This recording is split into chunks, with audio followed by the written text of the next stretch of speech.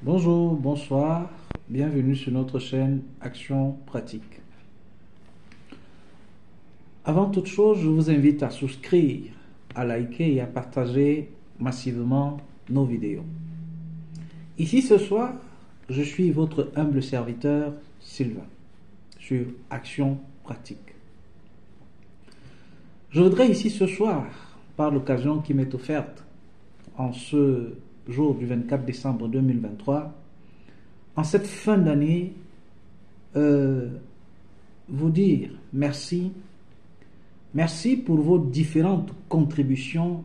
Merci pour tout ce que vous avez fait pour cette chaîne, pour vos souscriptions, pour votre soutien, pour vos messages, pour vos critiques constructives autour de cette chaîne, autour de ce média indépendant. Parce que lorsque nous avons pris l'engagement d'informer l'opinion publique nationale et internationale au travers de ce média indépendant, il faut savoir que ce n'est pas un risque des moindres.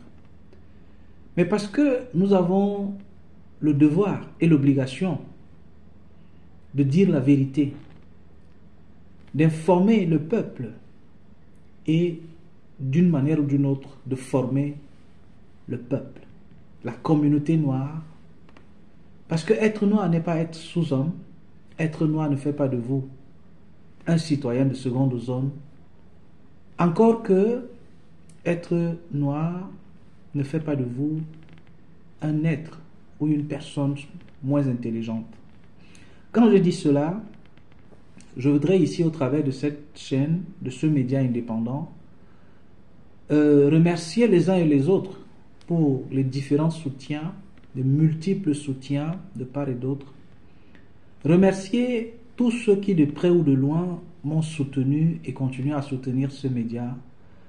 Nous avons besoin de vous pour pouvoir grandir, pour pouvoir atteindre une audience assez conséquente, pour que l'éveil des consciences qui a commencé, afin que le peuple africain, la communauté africaine, où qu'elle soit, puisse véritablement être une communauté respectée, une communauté honorée.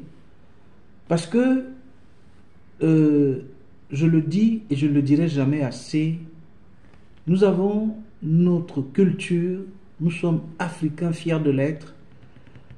Nous ne détestons pas les autres peuples parce qu'aucun peuple ou alors aucun pays, pour mieux parler, ne s'est développé en autarcie.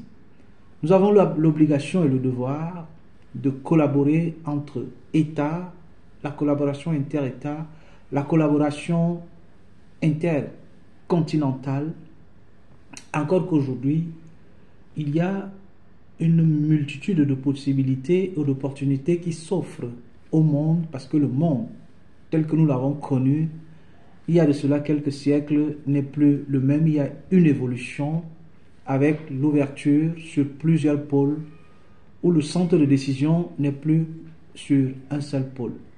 Le monde est devenu aujourd'hui bipolaire. Ça veut dire que le centre de prise de décision sont multipolaires. Ce n'est plus un seul pôle de décision. Dans ce contexte donc mondial et géopolitique, géostratégique, l'Afrique devrait, et elle est en train véritablement de reprendre, mieux encore, d'occuper la scène nationale et internationale, la scène continentale, pour que la place qui lui a été volée de manière surnoise, de facto, soit véritablement encore conquérie. Quand je dis cela, je voudrais ce soir souhaiter une merveilleuse fête de fin d'année à toute la communauté noire, à tous les pays africains et au reste de la race humaine. Parce que j'ai l'habitude de dire qu'il y a une seule race sur Terre. Maintenant, les couleurs de peau peuvent différer. Nous sommes tous des humains créés par un créateur qui a bien voulu nous envoyer sur cette terre. Lorsqu'on est ici, Ce n'est pas parce qu'on est plus intelligent, ce n'est pas parce qu'on est plus apte ou alors on a fait quelque chose de particulier, mais c'est tout simplement par pure grâce que nous avons encore ce souffle de vie. Pour cela, je trouve, pour ma part, que les humains que nous sommes, nous devons contribuer, nous devons de manière ardue travailler pour qu'il y ait plus de paix, pour qu'il y ait moins de tensions, moins de guerres, moins de conflits dans le monde. Nous devons, en tant qu'Africains, œuvrer, travailler pour que le continent africain se développe, certes vrai. Le développement économique, le développement social, le développement à tous les niveaux. Le développement politique également, la bonne gestion de nos cités, la bonne gestion de nos États, la bonne gestion de nos pays, la bonne gestion du monde. Au jour d'aujourd'hui, l'Afrique est confrontée, et tout au long de l'année, vous l'avez bien vu, j'allais dire, comment l'Afrique a fait face à beaucoup de difficultés économiques, politiques, socio-culturelles, et j'en passe. En cette fin d'année, je voudrais adresser mes sincères remerciements et encouragements à tous ces aînés, à toutes ces personnes qui travaillent sans relâche pour que notre continent rayonne, notamment à l'Alliance de l'AES, à tous ces dirigeants qui sont arrivés au pouvoir. Et je suis fier aujourd'hui de savoir que les Nations Unies ont reconnu les autorités en place au Niger, parce que je pense pour ma part que cela a été nécessaire, parce qu'il y a de gros enjeux. Il y a des enjeux assez énormes. Il y a des enjeux économiques, parce que, comme vous le savez, il y a un éoliduc qui est en train d'être construit, ou alors qui va être construit, pour envoyer le gaz, par exemple, du Nigeria vers l'Occident. Donc ce sont des enjeux énormes. Et lorsque, si vous vous souvenez, au mois de juillet, je crois que c'était le 26 juillet, le président Tchani a pris le pouvoir, je pense que les États-Unis étaient le premier pays, et quand on dit États-Unis, vous savez le poids des États-Unis au niveau de l'ONU aujourd'hui. Et c'était, je crois, le premier pays qui a envoyé un diplomate, malgré que les autorités en place n'ont pas reçu cette diplomate-là, pardonnez-moi, mais ils se sont quand même prononcés d'une manière ou d'une autre.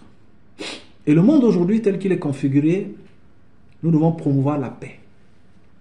Cette paix, notamment au niveau du Cameroun, où moi j'invite mes frères camerounais, j'invite toute la population camerounaise à ce qu'on concentre nos efforts afin que notre pays, parce que moi je crois à un Cameroun puissant, un Cameroun fort, un Cameroun qui a son mot à dire au devant de la scène internationale. Parce que les Camerounais, il n'y a pas un domaine dans lequel, si vous allez dans le monde, moi j'ai eu cette grâce de voyager de par le monde, il n'y a pas un domaine dans lequel vous ne trouvez pas un Camerounais. Il y a des métiers insoupçonnés et insoupçonnables et des endroits sur le globe terrestre, vous ne pouvez pas. Vous imaginez que les Camerounais sont des grosses, je vais dire des grands dirigeants, des grosses pointures. Et le peuple camerounais est un peuple travailleur. En général, le peuple africain est un peuple travailleur. Le Cameroun est un grand pays. Le Cameroun est un pays de grandes personnalités, de grandes personnes. Il faudrait qu'à un moment, on mette nos égos de côté et qu'on s'asseye pour pouvoir trouver des voies et moyens pour sortir notre pays de certaines difficultés, de le bâtir et de le construire. Le Cameroun a tous les talents. Il faut tout simplement qu'ensemble, on puisse être d'accord. Même si on a des avis divergents sur un certain nombre d'éléments. Mais je crois que le moment est venu, le temps s'y prête, même spirituellement, pour que l'Afrique décolle. Et dans cette lancée, vous avez vu les actualités, vous avez vu tout ce qu'il y a eu pendant cette année 2023. Mon vœu le plus cher pour la communauté africaine et pour le peuple noir que nous sommes, c'est qu'on puisse véritablement se mettre au travail pour que l'année 2024 soit une année de prospérité, de bonheur et de joie pour la communauté noire que nous sommes, afin que nous puissions véritablement continuer à apporter dans ce concert des nations notre mot à dire. Parce que, comme l'a dit quelqu'un, le respect s'impose, il ne se commande pas. Nous avons beaucoup de travail, nous avons beaucoup de choses à faire au niveau du continent africain. Nous avons besoin de paix, nous avons besoin de sécurité, nous avons besoin de repenser, de refonder le système éducatif africain à tous les niveaux. Nous avons besoin de refonder nos États. Nous avons besoin des personnes fortes, des institutions fortes également, pour pouvoir mener à bien ces missions. Nous avons besoin de faire des programmes, de concevoir des programmes sur 10 ans, sur 20 ans, sur 30 ans, sur 50 ans, voire sur 100 années, si Dieu nous prête vie. Mais pour cela, nous avons besoin qu'ensemble, toutes les forces des Africains que nous sommes, quel que soit l'endroit où nous nous trouvons sur le globe terrestre, qu'on puisse donc ensemble mettre ces forces pour pouvoir donc développer et faire décoller les économies de nos pays, parce que nous avons un fort potentiel en Afrique. Souvenez-vous que l'Afrique est le deuxième continent le plus grand au monde et nous avons un tiers de la population mondiale. L'Afrique, c'est le pays, c'est le continent de toutes les possibilités. Mais ce que vous devez savoir et comprendre, c'est que pour développer notre continent, nous avons besoin de tous les fils et filles d'Afrique, où qu'ils se trouvent. Il n'est pas dit nécessairement que tout le monde doit venir vivre sur le continent, parce que nous savons aujourd'hui que c'est la diaspora chinoise qui a fait de la Chine ce qu'elle est. Et également, la diaspora indienne a impulsé le développement également au niveau de l'Inde. Donc, nous devons travailler de telle manière en synergie, tous, que ce soit les forces qui sont au pays, que ce soit les forces qui sont à l'étranger, pour que notre continent puisse véritablement se développer.